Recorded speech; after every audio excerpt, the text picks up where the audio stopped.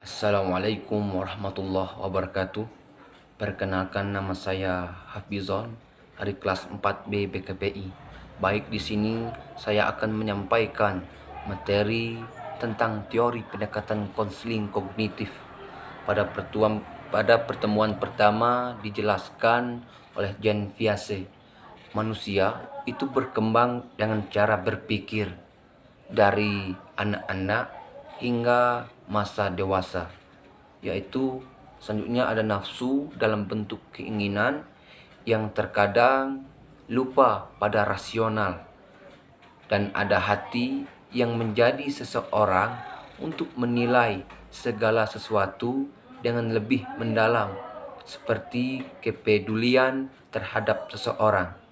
Pada pertemuan kedua, yaitu tentang penyakit was-was, artinya disebabkan adanya rasa negatif pada pikiran seseorang atau individu, dan di dalam materi tersebut ada ayat menjelaskan, terutama surat An-Nas ayat 4, dan ada dua golongan yang dibenci oleh Allah, yaitu golongan murka, seperti menerima petunjuk tetapi tidak mengamalkannya. Selanjutnya golongan yang sesat, seperti yang jauh dari petunjuk tetapi tidak mengamalkannya. Dan Has mengajarkan ayat ini tidak terlalu dalam kesedihan. Selanjutnya, obat-obat was-was itu ada pengetahuan ilmu menjadi sakit kognisi. Yang pertama, yakin kepada Allah. Yang kedua, yakin kepada malaikat.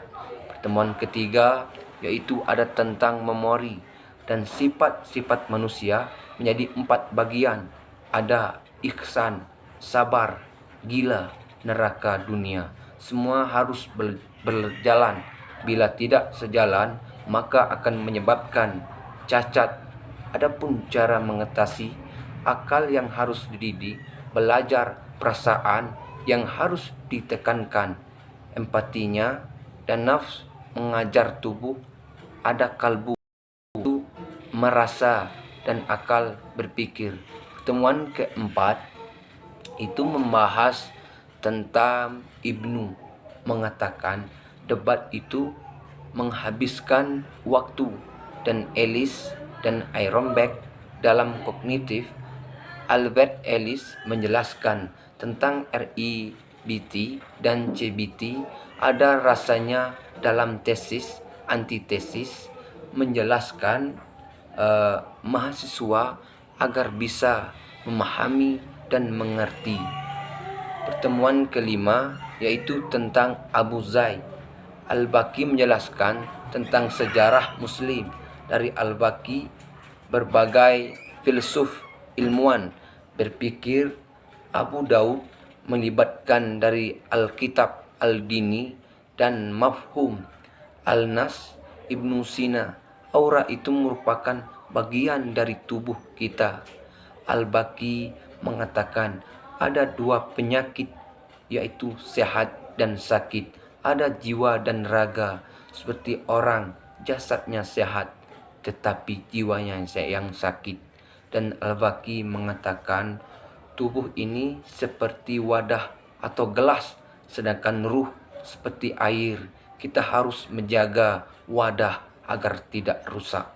Selanjutnya materi yang terakhir yaitu masalah pertama muncul, yaitu lapar. Rasa lapar, tubuh kita tidak merasakan sakit, namun jiwa mengalami gangguan setiap waktu dan tubuh diterapkan. Al-Baqi mengatakan masalah yang pertama muncul yaitu rasa lapar dan menangis.